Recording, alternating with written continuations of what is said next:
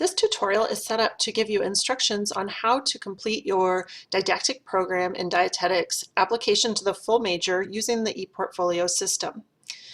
On the current screen, you have the main UAA website. From this website, you can get to the ePortfolio sites through the quick links as you see on the screen, and I'm going to select eWolf ePortfolio.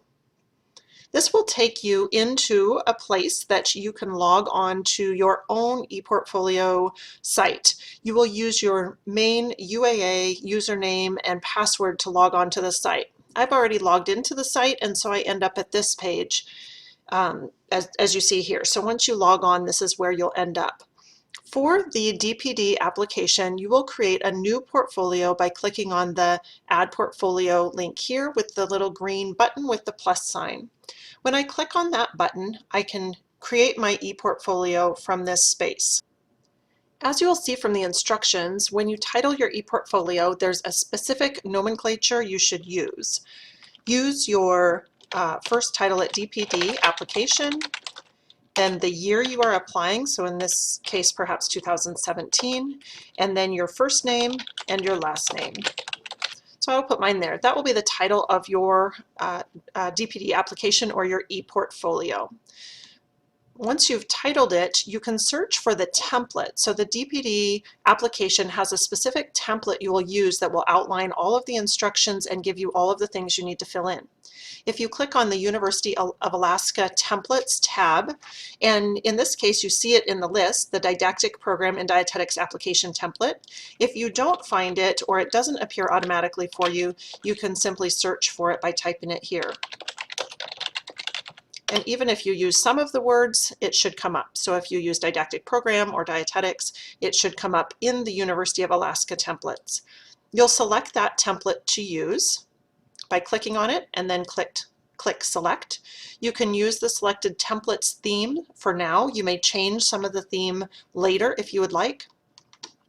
In the permissions, you may choose private to me. You will be submitting your application via a separate mechanism that I will show you in a minute, but you don't want all of your application materials visible to other students, for example, or other applicants, so you want to choose private to me. There is an option for customs permission where if you did want to add a specific individual, for example, a faculty member, you could add that person here by searching for their UAA username in that space. For some of the other options, I would recommend choosing do not allow tags, comments from no one, and then do not show comments, although if you're not allowing comments, it won't be a problem, and leave the default of not enabling conversations. From there, you create your new ePortfolio. When you do this, this creates your own copy of the Didactic Program in Dietetics ePortfolio application.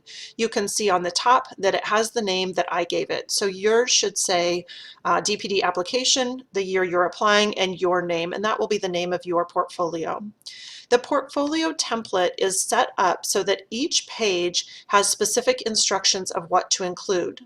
This first page includes general instructions for the DPD application. There are separate tutorials that can guide you through specifics on how to use eWolf in general or this Digication ePortfolio system. So that can be found in separate tutorials. In this one, I'm just going to focus on the specifics of this application template. So this first page contains general application information, as you probably have already seen that linked you to this video. The DPD application instructions can be printed by clicking on the PDF, and that's just a copy of exactly what you see on the screen here in case that's easier to print out and follow through. The pages of the application are found across the top. So for example, the first link is Applicant Information. You will add your information to each of the sections below. So by clicking on the Edit tab, you can edit this section and add in your name. In this case, I'm going to put Kendra Sticka. I'll have that not be bold. I will just leave the bolded items as bolded and my information not bolded. Then you would go through and complete the remaining information for yourself. Click Save. At the end of each page, always make sure to save, and then you also must publish this page to make it available when you submit it. So always remember to save and publish when you're finished with each page. Once you're finished with the page, excuse me, I published, and then I need to publish all changes.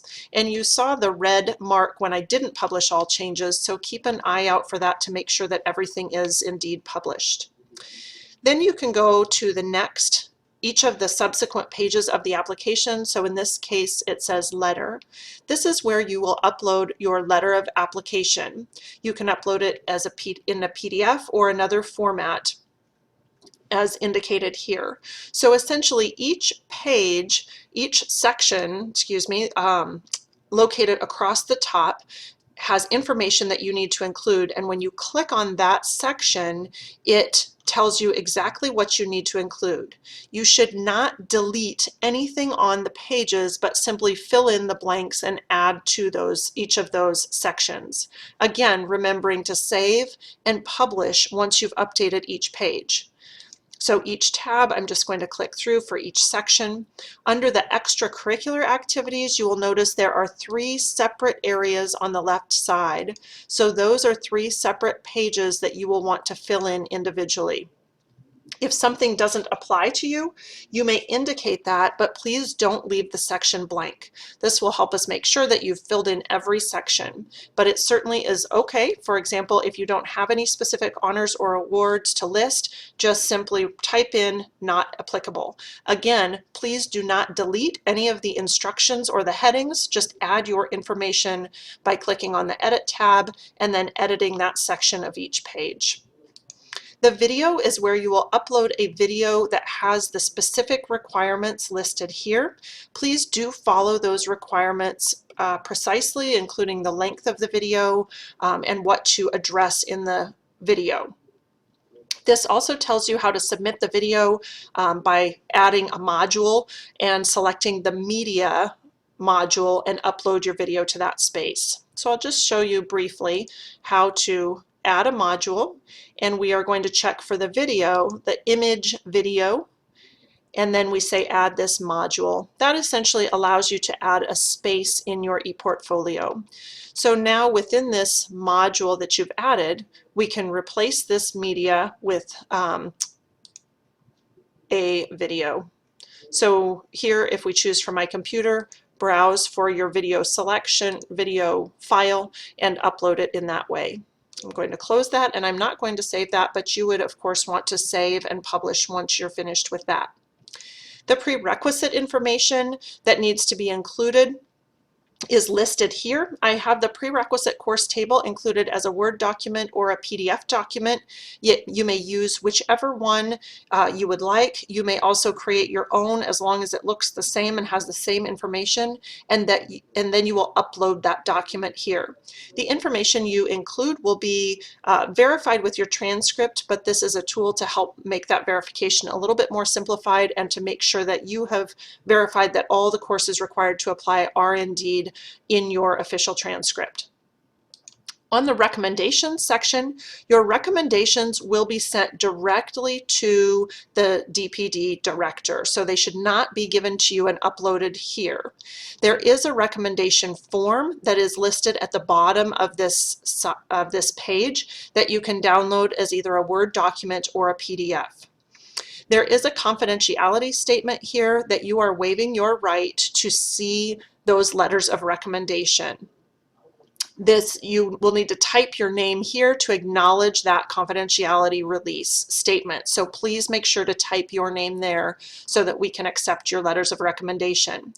And then below that, please list the people who you have asked to submit a letter of recommendation for you, so we know who those recommendations will be coming from, what their title is, and what their relationship to you is. For example, a work supervisor or a professor or whatever the professional relationship is.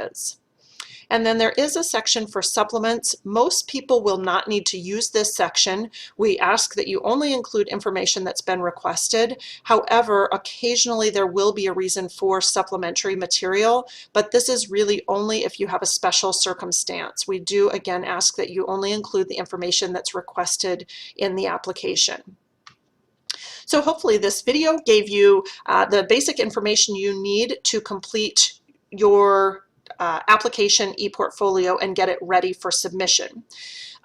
My contact information is right here, Kendra Sticka, kdsticka@alaska.edu, or my phone number 907-786-4935. I would be happy to help you individually. One reminder that before you complete an application, you must meet with an advisor so that we can make sure that you meet all the requirements to apply to the full program. So please contact me for that if you have not already met with an advisor.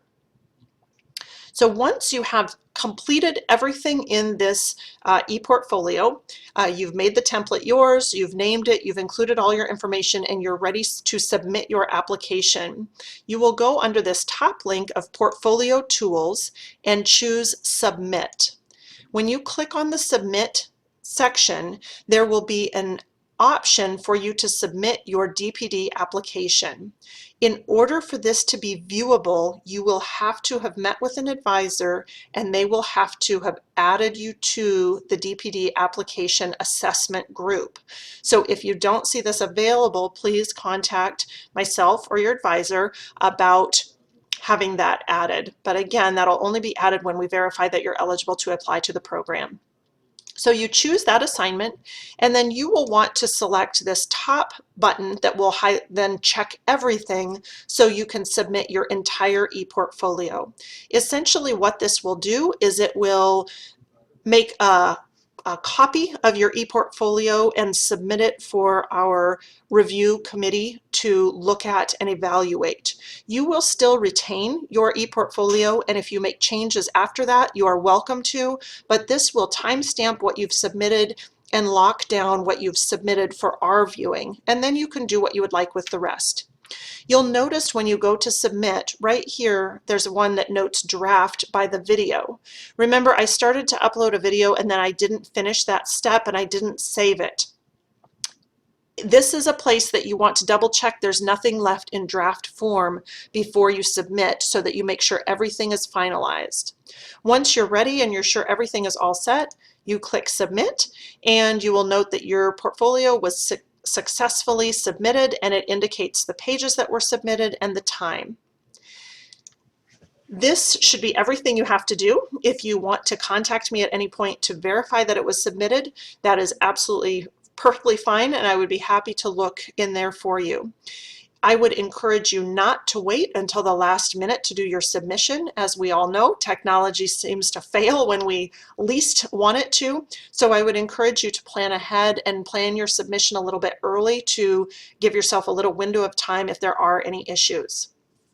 So again, hopefully this provided the basic information for you on putting together your portfolio and submitting your portfolio, but please don't hesitate to contact me if you have further information. Again, my name is Kendra Sticka and my contact information is on the screen here and in the template portfolio.